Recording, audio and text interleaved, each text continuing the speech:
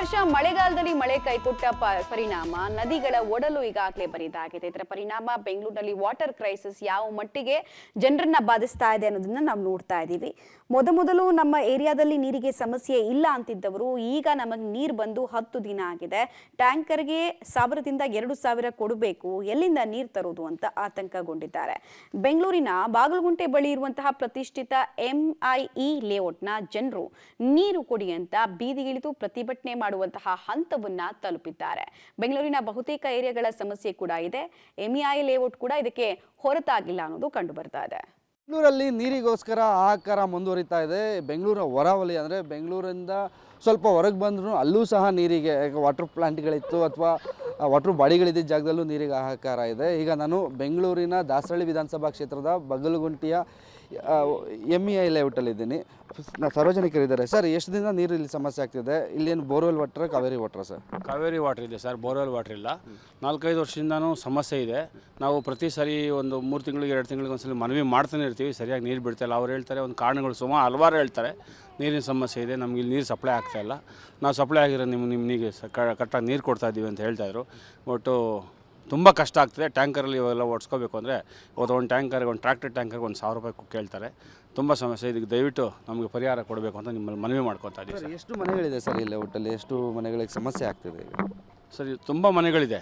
MIE layout ಅಂದರೆ ತುಂಬ ದೊಡ್ಡ ಬಡ, ಇಡೀ ಯಶವಂತಪುರದ ಈಚೆಗೆ ತುಂಬ ಮಾಡರ್ನ್ ಲೇಔಟ್ ಅಂದರೆ MIE ಲೇಔಟ್ ಬಡಾವಣೆ.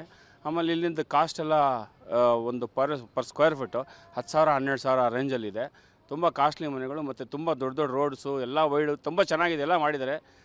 ಆದರೂ ನೀರಿನ ಸಮಸ್ಯೆ ಒಂದು ಬಿಟ್ಟರೆ ಮಿಕ್ಕಿದೆಲ್ಲನೂ ಚೆನ್ನಾಗಿದೆ ಸರ್. ಮೇಡಮ್, ಲೇಡೀಸ್ ಇದ್ದೀರಾ, ನೀರಿನ ಸಮಸ್ಯೆ ನಿಮಗೆ ಜಾಸ್ತಿ ಗೊತ್ತಾಗೋದು. ಎಷ್ಟು ಕಷ್ಟ ಅನ್ನಿಸ್ತಿದೆ ಮೇಡಮ್ ಈ ಸಮ್ಮರಲ್ಲಿ? ಈ ತಿಂಗಳಲ್ಲಿ ನೀರು ಎಷ್ಟು ದಿನಕ್ಕೆ ಒಂದ್ಸಲ ಬರ್ತಿದೆ?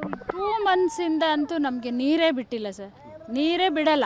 ಒಂದು 10 ಡೇಸ್ 15 ಡೇಸ್ಗೆ ಒಂದ್ಸತಿನೂ ನೀರು ಬಿಡಲ್ಲ. ಬಿಟ್ಟರೆ ಸ್ವಲ್ಪ ಸ್ಲೋ ಆಗಿ ಒಂದು 2000 ಬಿಟ್ಟರೆ ಇನ್ನು 10 ದಿನ ಈ ಕಡೆ ತಿರುಗಿ ನೋಡಲ್ಲ. ಎಷ್ಟೆಲ್ಲ ಕಂಪ್ಲೇಂಟ್ ಮಾಡಿದ್ದೀವಿ ಸರ್, ಹೇಳಿದ್ದೀವಿ, ಎಲ್ಲ ಮಾಡಿದ್ದೀವಿ. ಬೇರೆ ಇಲ್ಲಿ ಕಾವೇರಿ ನೀರು ಬಿಟ್ಟರೆ ಬೇರೆ ಯಾವುದು ಏನು ಫೆಸಿಲಿಟಿನೇ ಇಲ್ಲ. ನಮಗೆ ನೀರಿಗೆ ಸಮಸ್ಯೆ ಸರ್.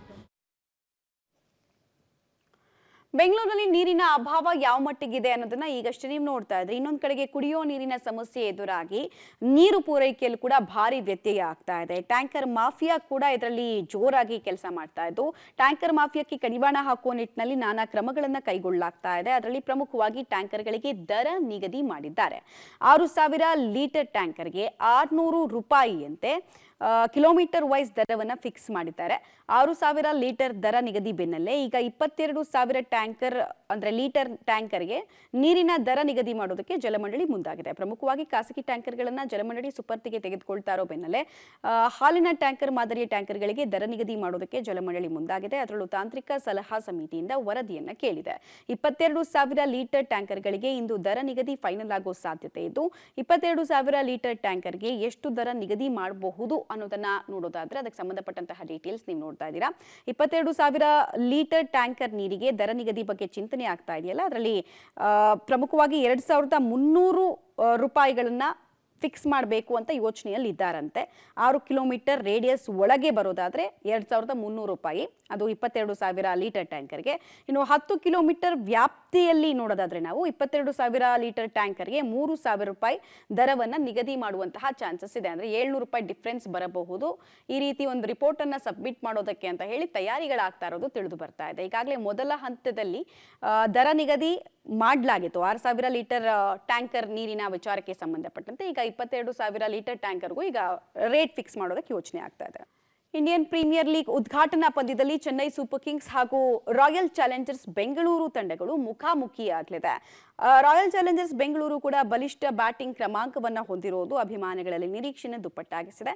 ಅಲ್ಲದೆ ಹಾಲಿ ಚಾಂಪಿಯನ್ ತಂಡಕ್ಕೆ ಕಠಿಣ ಪೈಪೋಟಿ ನೀಡುವಂತಹ ನಿರೀಕ್ಷೆ ಅಭಿಮಾನಿಗಳದು. ಚೆನ್ನೈ ಸೂಪರ್ ಕಿಂಗ್ಸ್ ತಂಡ ತನ್ನ ತವರು ಮೈದಾನದಲ್ಲಿ ಅತ್ಯುತ್ತಮ ಅಭಿಯಾನ ಪ್ರಾರಂಭಿಸುವಂತಹ ವಿಶ್ವಾಸವನ್ನ ಕೂಡ ಹೊಂದಿದೆ.